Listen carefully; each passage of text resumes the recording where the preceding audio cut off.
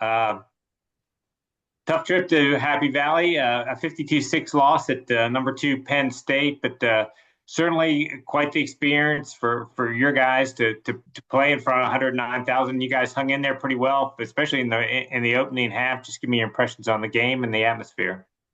Yeah, I mean the atmosphere is amazing. You drive in there and there's tailgate lots for miles. And you walk in the stadium. We normally don't visit the opposing team stadium the day before the game. When we go into a venue like that, we do a little walkthrough drive-by just to, get some of the oohs and ahs out of the way and have them take pictures with their phones because they're going to do that. I'd rather have them do it Friday as opposed to 2 hours before the game during warm-ups. So, and yeah, you're right. I mean, the score looks like we didn't do anything right and they did everything right. And they're a really good team. I mean, they are a really good team. And, we played hard, as you mentioned. We did play hard. When you look at the game and how it started, they took a pretty methodical drive down the field with their offense and chewed up a lot of clock and, mixed up a lot of things. So it took our guys that first drive, our defensive guys that first drive to kind of, I think, get used to the speed of what they were doing things in and the multiplicity of what they were doing and those types of things. And they scored on the opening drive. And then our guys hung in there. It was 7-0 at the end of the first quarter. Late in the second quarter, they had a short field. They got the ball on our 32, and our defense went out there and held them to a field goal. Our defense forced a few punts in the first half, got off the field and forced a few punts. Unfortunately, we couldn't move it real well and effectively on offense. Their defense is really good, and they're rotating a lot of guys through on us.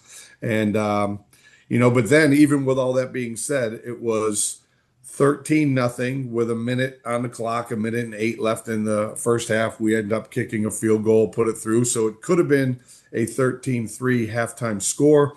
We had a penalty on the made field goal, so those points come off the board. We get pushed back 15 more yards. We still attempted a 47-yarder, went wide left, but now they have good field position with a minute plus to go on the clock, and they moved it down the field. So a 13-3 halftime score could have been, but it ended up being 21-0 at a halftime score. And then, the third quarter just got away from us a little bit. They, again, had a nice drive, brought the ball down the field. Then we had a turnover. Then we gave them another short field, and our defense held true again and held them to a field goal.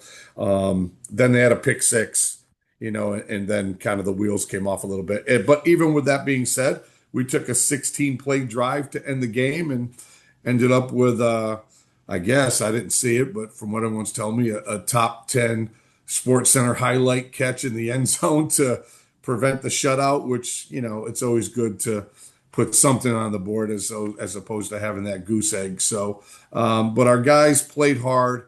The effort was there. We did get worn down. Defense got worn down. Time of possession, because of that last drive, I think we held it for almost 7 minutes on the last possession, 16-play drive. So time of possession didn't look lopsided when you look at the stat sheet, but that's why I don't like the stat sheet because, it's really what's happening. Sometimes the stats don't tell the full picture. So we had some positive things that we'll hopefully build upon. Obviously, we got to clean up the correctables. And I tell the guys all the time in the Sunday meeting, I start out the meeting by saying it's never as good, never as bad, because 52-6 looks really bad.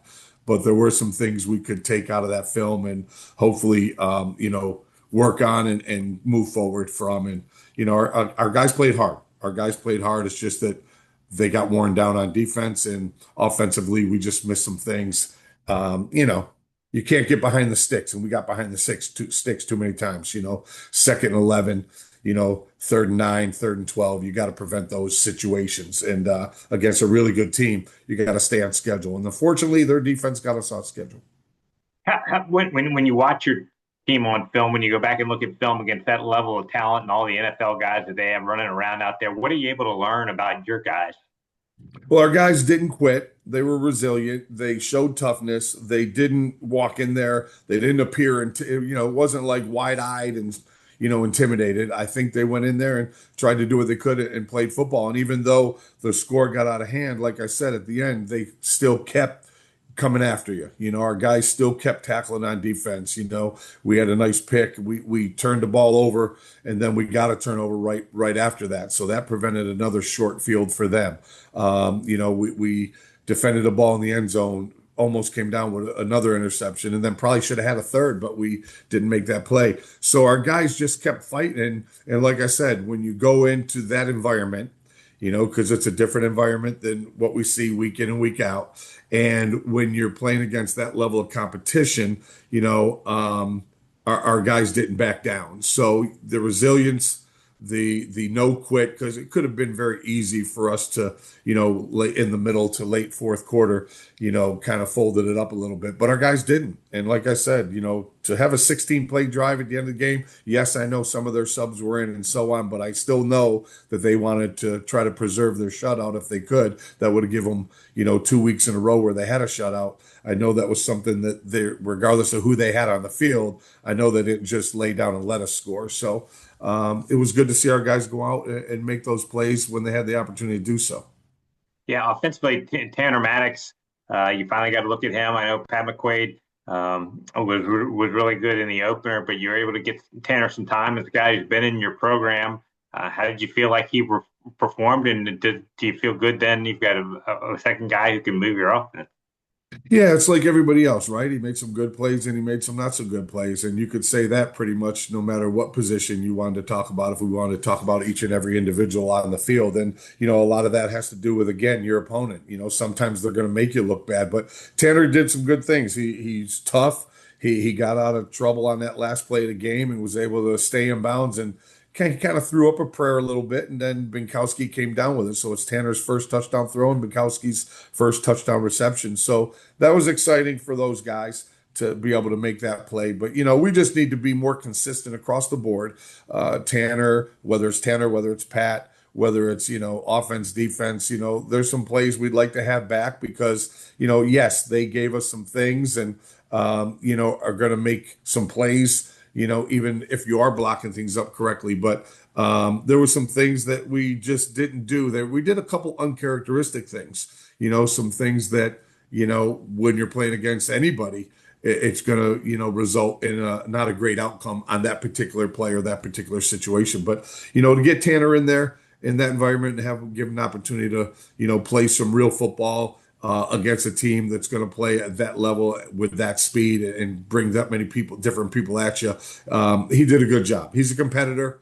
He's been our punt returner as well, so he's a pretty good athlete. And I'm just glad he was able to go out there and, make that play at the end of the game.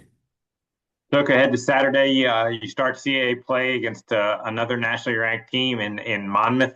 As you started to prepare for them, what are the challenges they present for you? Where do you want to start? I mean, you look at their offense and their quarterback, and they got everybody back, from a high explosive offense. I haven't looked at the stat sheet that you sent out yesterday, Rob, yet, but I'm sure they're leading, if in most, if not all, offensive categories within the league right now. I haven't looked at it closely enough to know, but I know they're scoring a lot of points. And, we faced them last year, and they got wideouts that can get open. If you're paying too close to get close to the wideouts, then they got a running back who can take it the distance.